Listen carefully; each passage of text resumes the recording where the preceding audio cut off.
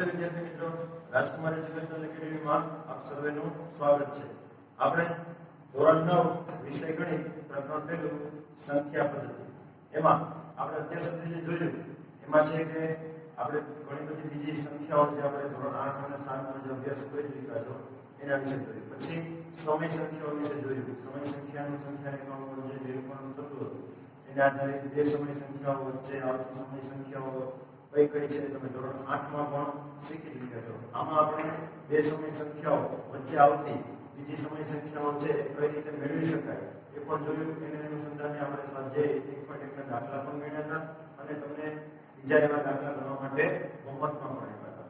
તો આજે આપણે જોવાનું છે કે અસમય સંખ્યાઓ. તો અસમય સંખ્યાઓ કઈ છે કે જે સમય સંખ્યાઓમાં આવતી નથી એવી સંખ્યાઓ છે અસમય સંખ્યાઓ આવે. તો એ કઈ સંખ્યાઓ? દાખલા તરીકે સમય સંખ્યા છે એ સમય સંખ્યાનું આપણી પાસે સ્વરૂપ હતું. q સ્વરૂપ છે p ના છેદમાં q.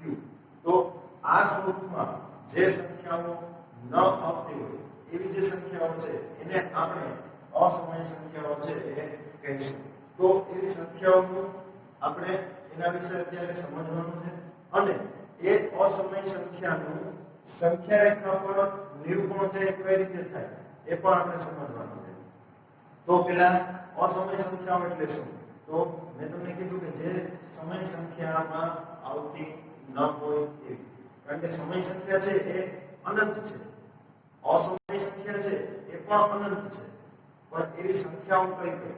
તો દાખલા તરીકે વર્ગમૂળની અંદર 2, વર્ગમૂળની અંદર 3, પછી પાઈ 0.1 0 1 1 આવી ઘણી બધી સંખ્યાઓ છે જે અસમય સંખ્યાઓ કહેવાય.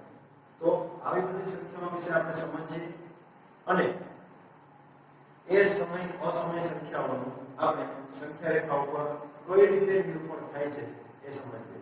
હવે આ જે સંખ્યા રેખા ઉપર કઈ રીતે નિરૂપણ કરવું એ આપણને બોર્ડ કરતા વધારે છે એ પ્રોજેક્ટરમાં સમજવાની મજા આવશે. તો આવો આપણે એ પહેલા સમજીએ.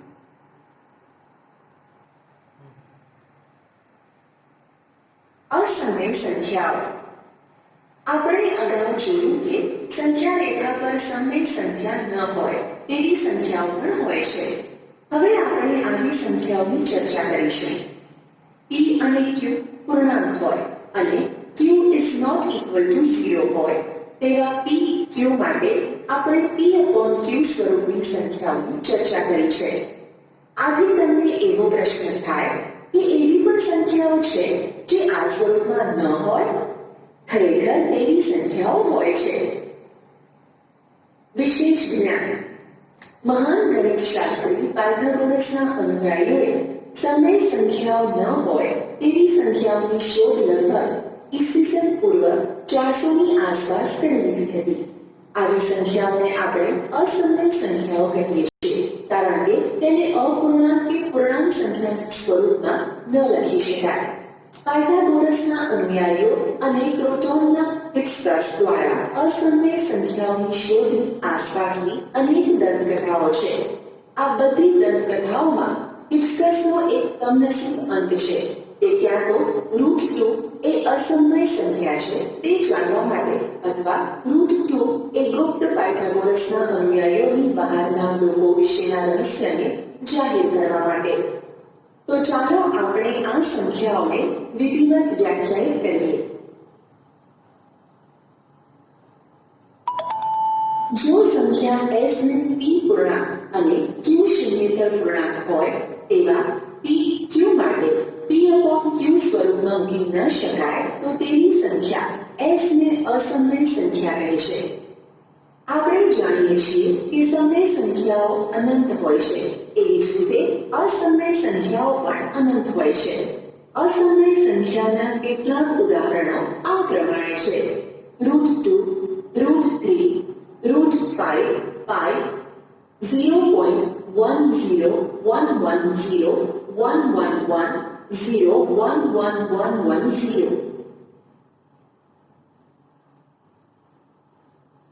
નોંધ. તમને યાદ હશે કે જ્યારે વર્ગમૂળના સંકેતનો ઉપયોગ કરીએ છીએ ત્યારે એ સ્વીકારી લઈએ છીએ કે સંદર્ભની સંખ્યાનો વર્ગમૂળ એક ધન વર્ગમૂળ છે. √4 ઇઝ ઇક્વલ ટુ 2 છે, પરંતુ 2 અને -2 એ બંને 4 ના વર્ગમૂળ તો છે. ઉપર આપેલ કેટલીક અસમય સંખ્યાઓ વિશે આપણે જાણીએ છીએ. પાયથાગોરસના અનુયાયીઓએ √2 એ અસમય સંખ્યા છે તે શોધી કાઢ્યું હતું. ત્યારબાદ ઈસવીસન પૂર્વ 425 ની આસપાસ સાયલેનના નિવાસી થિયોડોરસે સાબિત કર્યું કે √3, √5, √6, √7, √10, √11, √13, √14, √15 અને √17 પણ અસમય સંખ્યા છે.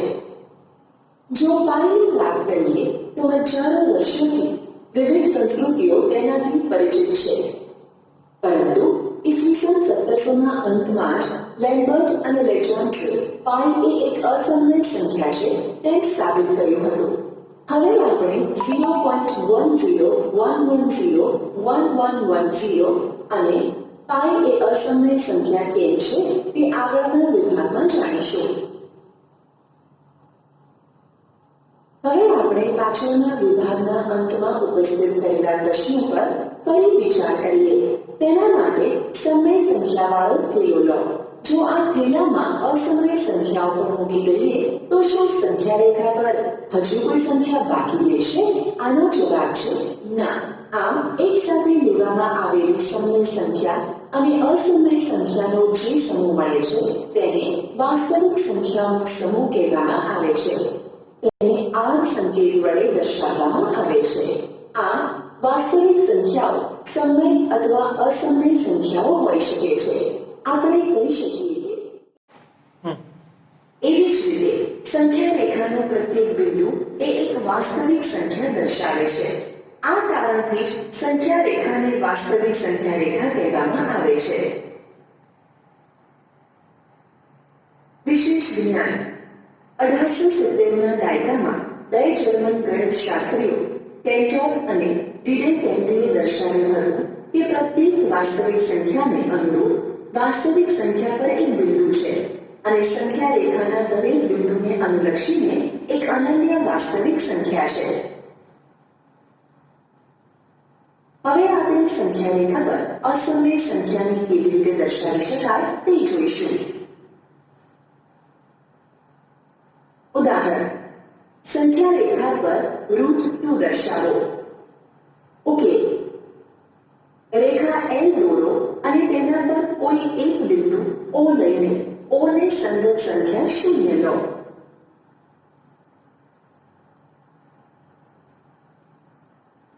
રેખા L પર O ની જમણી બાજુએ બિંદુ A લો, જેથી OA is equal to 1 એકમ લંબાઈ થાય. હવે સંખ્યા રેખા પર એક એકમ લંબાઈનો ચોરસ OABC દોરો. OABC ચોરસ હોવાથી તેના ચારે ખૂણા કાટખૂણા થાય. અહીં angle OAB is equal to 90 છે તથા OA is equal to 8 એકમ અને AB is equal to 8 એકમ આપેલ છે. હવે આપણે પાયથાગોરસના પ્રમેયનો ઉપયોગ કરી OB નું માપ મેળવીશું. OB square is equal to OA square plus AB square is equal to 1 square plus 1 square is equal to 1 plus 1 is equal to 2. માટે OB is equal to √2.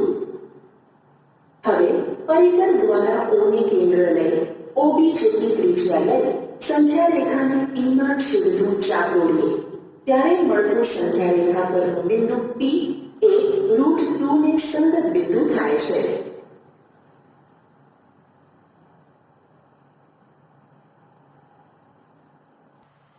જો વિદ્યાર્થી મિત્રો અસમય સંખ્યા છે એ કોને કહેવાય કે આપણે ખૂબ જ સારી રીતે છે સમજ્યા. ઈસવીસન 400 વર્ષ પૂર્વે આપણે જે અસમય સંખ્યાઓ છે એના વિશે છે કહેવામાં આવ્યું હતું. તો આવી અસમય સંખ્યાઓનું એક અહીંયા ઉદાહરણ આપેલું છે કે વર્ગમૂળ 2 ને કઈ રીતે સંખ્યા રેખા ઉપર દર્શાવવું. તો આપણે ખૂબ જ સરળ રીતે એક એક મુદ્દા પ્રમાણે આમાં છે સમજતા ગયા. તો જે રીતે મુદ્દા આપેલા છે એ પ્રમાણે તમે સંખ્યા રેખા ઉપર વર્ગમૂળ 2 ને છે એ દર્શાવી શકો છો. ખાસ છે કે સંખ્યા રેખા ઉપર જે ખૂણો 90 ની રચના કરવામાં આવે છે તો 90 ની કઈ રીતે ચાપ બનાવવી, 90 નો ખૂણો કઈ રીતે બનાવવો એ તમને ખ્યાલ જ છે. આપણે ધોરણ અગાઉ 8 માં પણ આ વસ્તુ છે એ શીખી ચૂક્યા છીએ. તો જે 90 નો ખૂણો બનાવી અને પછી પાયથાગોરસના પ્રમેયનો છે એ આપણે ઉપયોગ કરવાનો થશે. તો પાયથાગોરસના પ્રમેયમાં પ્રમેય છે શું કહેવા માંગે છે કે કર્ણનો વર્ગ છે એ કોના બરાબર થાય તો કે એની બાકીની જે બે બાજુઓ છે એના વર્ગના સરવાળા જેટલું થાય. એટલે અહીંયા કર્ણ છે કોને રીતે દર્શાવવામાં આવેલો છે OB ને. OB જે કર્ણ થશે તમે અહીંયા આકૃતિમાં છે જોઈ શકો છો. OB ને કર્ણ તરીકે લેવામાં આવે છે. બરાબર. તો OA નો વર્ગ વત્તા AB નો વર્ગ એટલે OA નો વર્ગ અને AB નો વર્ગ એના સરવાળા જેટલો છે કર્ણનો વર્ગ થાય. તો બંનેનું માપ છે તમે લીધું 1 એકમ. બરાબર.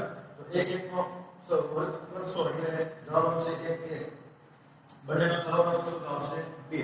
આપણે માપ છે જોઈએ છે કોણ કર્ણનું OB નું માપ જોઈએ છે. એટલે કે 1 અને 1 નો સરવાળો જે 2 મળ્યો તો ને 1 અને કેના બરાબર મળ્યું છે OB ના વર્ગ બરાબર. હવે આપણે જોઈએ છે OB નું માપ એટલે કે આનું વર્ગમૂળ કરવું પડે તો આનું પણ વર્ગમૂળ થાય. ખરેખર 2 નું વર્ગમૂળ છે એ જવાબ જે આવતો હોય બરાબર. પણ આપણે અહીંયા જોઈએ છે કોણ વર્ગમૂળ 2. તો હવે પછીનો જે મુદ્દો છે ખાસ અગત્યનો છે કે O ને કેન્દ્ર તરીકે લેવાનો છે અને OB જેટલી તમારે ત્રિજ્યા લેવાની છે. કારણ કે OB નું માપ છે આપણને કેટલું મળ્યું વર્ગમૂળ માપ 2 જેને આપણે સંખ્યા રેખા ઉપર દર્શાવવું છે. તો એ માપ લે અને સંખ્યા રેખા ઉપર આપણે ચાપ દોરવામાં આવે તો એ મળતું જે બિંદુ જે P છે એ કોણ છે વર્ગમૂળ માપ 2. તો આ રીતે આના પછીનું એક ઉદાહરણ છે સંખ્યા રેખા ઉપર અસમય સંખ્યાને નિરૂપણ કરવાનું. તો આવો એ આપણે જોઈએ.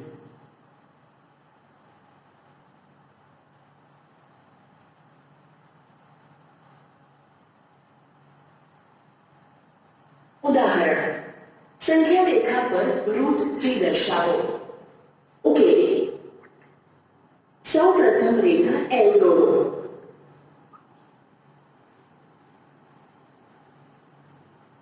રેખા L પર કાટકોણ ત્રિકોણ OAB એવો દોરો કે જેથી OA = 1 એકમ અને AB = 1 એકમ થાય, જેથી OB = √2 એકમ મળે.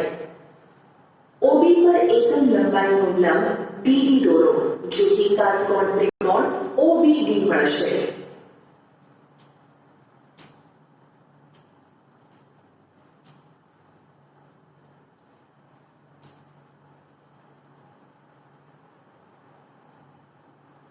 હવે આપણે પાયથાગોરસના પ્રમેયનો ઉપયોગ કરી OD નું માપ મેળવીશું. OD² = OB² + BD² √2² + 1² 2 + 1 3. માટે OD √3 મળે. પરિકરથી O કેન્દ્ર અને OD જેટલી ત્રિજ્યા લઈ સંખ્યા રેખાને Q માં છેદતું એક ચાપ દોરીએ. તેથી બિંદુ Q એ √3 ને સંગત છે.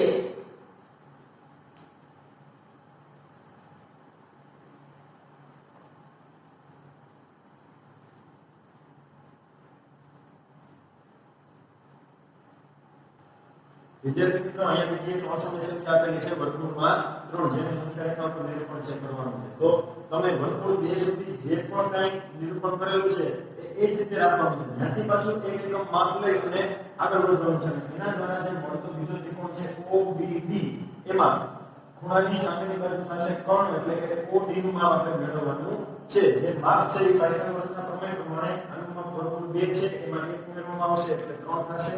એટલે આવશે 2 વર્ગમૂળ 2 એનો વર્ગ એટલે 2 વત્તા 1 એટલે 3 અને પાછું વર્ગમૂળ નીકળે એટલે વર્ગમૂળ 3. તો આ રીતે B જે O ને કેન્દ્ર લઈને B થી જે ચાપ લીધી હતી એમાં વર્ગમૂળ 2 મળ્યું અને O ને કેન્દ્ર લઈને D સુધીની જે ચાપ લઈએ એના દ્વારા જે મળશે એ વર્ગમૂળ 3 મળશે. એનું નામ આપેલું છે Q. તો આ રીતે અસમય સંખ્યાનું સંખ્યા રેખા ઉપર છે નિરૂપણ આપણે કરી શકીએ છીએ. હવે પછીના વિડિયોમાં છે એ આપણે જોશું કે સ્વાધ્યાય 1.2 ને અનુલક્ષીને દાખલા છે આપણે જોશું.